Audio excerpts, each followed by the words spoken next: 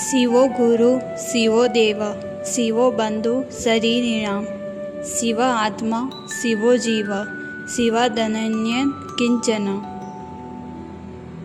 शिव ही गुरु है, शिव ही देवता है, शिव ही समस्त प्राणियों के बंधु है, शिव ही आत्मा है, शिव ही जीव है, शिव के अतिरिक्त कुछ भी नहीं है। जो भी यज्ञ, दान, जप या हवन भगवान शिव के उद्देश्य से किया जाता है वह अनंत फलदायक होता है और स्वर्ग एवं मोक्ष प्रदान करता है। शिव को जो भी पत्ते, पुष्प, फल या जल भक्ति से अर्पित किया जाता है, फिर चाहे वह बहुत ही अल्प मात्रा में क्यों ना हो तो भी वह अनंत फल देता है। शिव भक्ति का मार्ग सर्वोच्च है जो साधक को बंधनों से मुक्ति देता है। शिव भक्ति इतनी प्रभावशाली है कि सांसारिक मोह में उलझा हुआ व्यक्ति भी उसके प्रभाव से त्यागमयी साधना की ओर बढ़ जाता है। वह जीवा धन्य है जो शिव की स्तुति करती है, वह मन पुण्यवान है जो शिव का ध्यान करता है, वे कान पवित्र है जो शिव कथा सुनते हैं और वे हाथ पवित्र है जो शिव की पूजा करते हैं, वे नेत्र पवित्र है जो शिव की पूजा को देखते हैं, वह मस्तक पावन है जो शिव के समक्ष झुकता है, वे पाँव पुण्यदायी है जो शिव क्षेत्र की यात्रा करते हैं। जिस व्यक्ति की समस्त इंद्रियां शिव की प्राप्ति की कामना से कार्य करती है वह संसार सागर से पार होकर निश्चित रूप से मुक्ति प्राप्त करता है।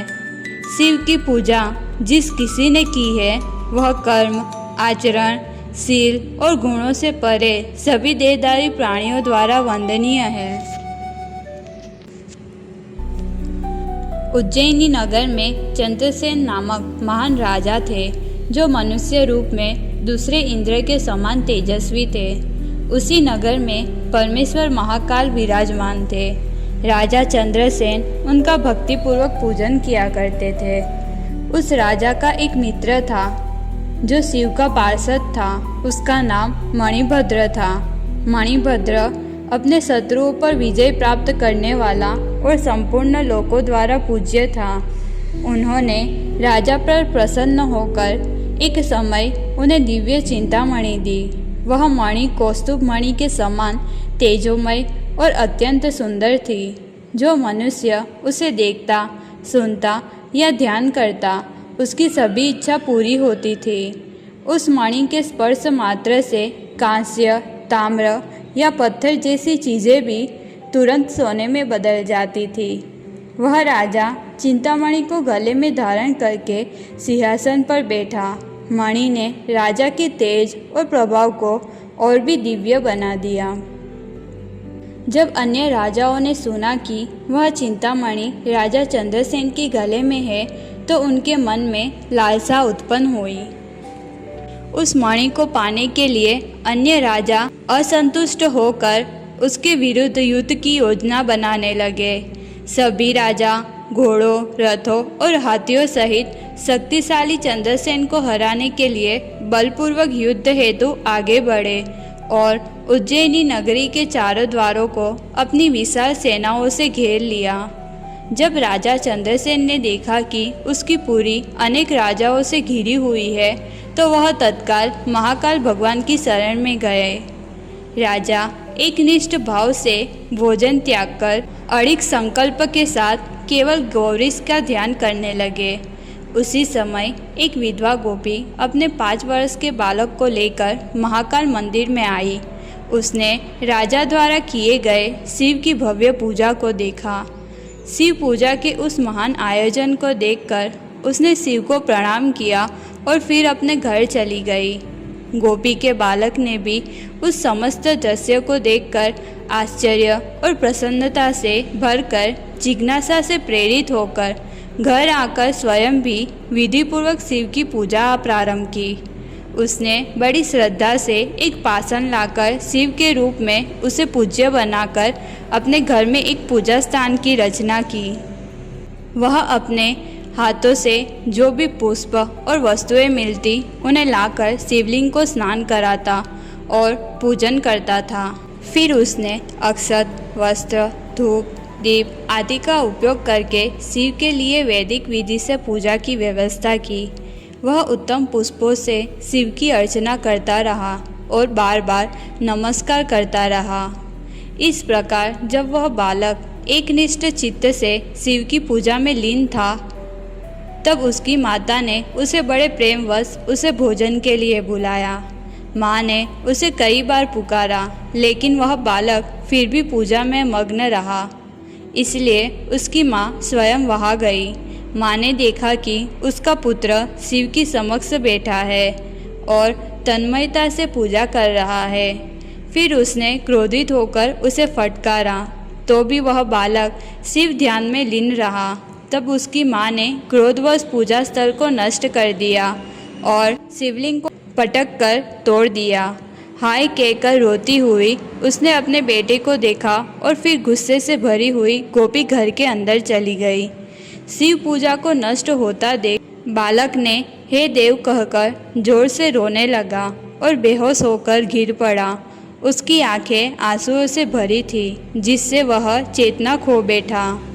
थोड़ी देर बाद उसकी चेतना लौटी और उसने अपनी आंखें खोली।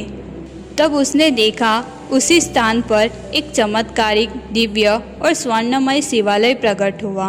उस बालक ने वहाँ तपे हुए सोने की किरणों से चमकता हुआ शिव के विभिन्न चमत्कारों से युक्त चंद्रमा जैसे शुद्ध स्फटिक महलों से सुसज्जित एक परम सुंदर नगर देखा और वहाँ शिव स्वयं रत्नों से मंडित स्वरूप में प्रकट हुए। उस दृश्य को देखते ही बालक हर्षित होकर एकदम उठ खड़ा हुआ। वह ऐसा प्रतीत होता था जैसे परमानंद के सागर में डूब गया हो। शिव पूजा की महिमा को जानकर तपोबल से प्रभावित होकर बालक ने माँ के पापों की शांति के लिए भूमि पर दंडवत प्रणाम किया और बोला, हे उमापति शिव, मेरी अज्ञानी माँ के कठोर व्यवहार को क्षमा कीजिए। वह मूढ़ है जो शिव महिमा को नहीं जानती। हे शंकर, कृपया उस पर प्रसन्न हो।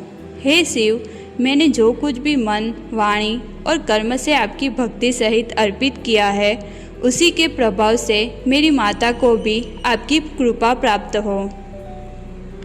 इस प्रकार गिरीश के प्रसन्न होने पर बालक ने उन्हें प्रणाम किया और सायंकाल सूर्यास्त के समय वह शिवालय से चला गया। फिर उसने अपना शिविर देखा, जो इंद्रपुरी के समान दिव्य और पूरी तरह स्वर्णमय विचित्र रचनाओं से युक्त और अत्यंत चमकदार था। उस बालक ने अपने भवन में प्रवेश किया।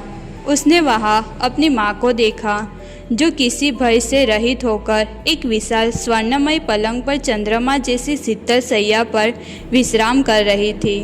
उसकी माँ रत्नों के आभूषण से दमक रही थी, दिव्य वस्त्रों से सुशोभित थी।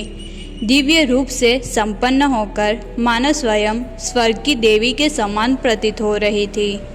वह बालक हर्ष और चमत्कार से उन्मुक्त नेत्रों से जल्दी से अपनी माँ को उठाते हुए कहता है, माँ उठो, आज इस महान अद्भुत दृश्य को देखो। माँ घबराकर उठती है और चारों ओर देखती है, खुद को अत्यंत शुभ अनुपम रूप में और अपने पुत्र को भी दिव्य रूप में देखती है। जब उस गोपी ने अपना अद्भुत नया घर देखा और पुत्र के मुख से सब कुछ सुना, तब वह गिरिजापति के इस प्रसाद को देखकर विह्वल हो गई। गोपी उस चमत्कार को राजा से कहती है, जिसने शिव के दर्शन हेतु कठिन नियम संयम से तपस्या की थी। अपना व्रत समाप्त करके राजा तत्काल वहाँ गया। राजा ने देखा कि गोपी और उसके पुत्र पर शिव की प्रसन्नता के कारण स्वर्णमयी शिव स्थल और रत्नमय लिंग प्रकट हुआ है। गोपी का घर रत्नजड़ित आभूषणों से सुसज्जित था। राजा ने यह सब देखा और कुछ समय आश्चर्य से स्तब्ध रहा। फिर परमानंद से भरकर प्रेम पूर्वक उस गोपी पुत्र को गले लगा लिया। राजा चंद्रसेन और गोपी के बालक की अत्यंत अद्भुत एवं महिमामय चरित्र की कथा सुनकर नगरवासियों के आश्चर्य और उत्साह में वह रात्रि क्षण भर में बीत गई। युद्ध के लिए आए हुए सभी राजाओं ने नगरवासियों से तथा गुप्तचरों से इस अद्भुत घटना को सुना। उसे सुनकर सभी राजा ने शस्त्रों को त्याग दिया और हर्ष सहित चंद्रसेन से मिलने नगर में प्रविष्ट हुए। वे सभी राजा नगर में प्रवेश कर महाकाल को प्रणाम कर उस गोपी के घर पहुँचे जहाँ चमत्कार हुआ था। गोप पुत्र की भक्ति से प्रकट हुआ वह शिवालय और लिंग देखकर सभी राजा हर्षित हुए और उन्होंने उसे अत्यंत पवित्र माना। चंद्रसेन द्वारा सत्कार पाकर वे सभी आनंद से भर गए। सभी राजाओं ने उस गोपी पुत्र को शिव कृपा से प्रेरित होकर सब कुछ भेंट कर दिया। तभी तेजस्वी वानरों के स्वामी श्री हनुमान वहाँ प्रकट हुए। उन्हें देख सभी राजा तुरंत उठ खड़े हुए और नम्रतापूर्वक उन्हें प्रणाम किया। सभी राजाओं ने मिलकर श्री हनुमान का पूजन किया। उन्होंने गोपी पुत्र को देखकर और राजाओं की ओर देखकर यह वाक्य कहा, हे राजाओं और देवताओं, यह बात सुनो। शिव पूजा ही ऐसा अमृत है जिससे शरीरधारी जीव मोक्ष को प्राप्त करता है। यह गोपी पुत्र केवल श्रद्धा से प्रदोष के दिन मंत्र के बिना ही शिव की पूजा कर शिव को प्राप्त कर लिया। मंगलवार को आने वाला प्रदोष सभी प्राणियों के लिए अत्यंत दुर्लभ और पुण्यकारी होता है। उसमें भी जब वह कृष्ण पक्ष में आता है तब तो और भी दुर्लभ है। यह गोपी पुत्र पुण्यशाली है और गोपों की कीर्ति बढ़ाने वाला है। इसके वंश में नंद नामक महायशस्वी राजा उत्पन्न होंगे जिन्हें स्वयं नारायण पुत्र रूप में प्राप्त होंगे। जिस गोपी पुत्र ने यह अद्भुत कार्य किया वह श्रीकर नाम से प्रसिद्ध होकर पृथ्वी पर यश और कीर्ति प्राप्त करेगा। इस प्रकार वानर पुत्र हनुमान ने उस गोपी पुत्र श्रीकर को शिव पूजा की विधियाँ समझाई और तत्पश्चात अदृश्य हो गए। फिर सभी राजा प्रसन्न होकर सम्मानित किए गए। चंद्रसेन से विदा लेकर वे अपने अपने देश को लौट गए। श्रीकर जो अब महातेजस्वी बन गया था, हनुमान द्वारा उपदेश प्राप्त करके धर्मज्ञ ब्राह्मणों के साथ मिलकर शिव की विधिपूर्वक पूजा करने लगा। यह कथा अत्यंत गूढ़, पवित्र, यश देने वाली, पुण्यमयी तथा महान व्रत के समान है।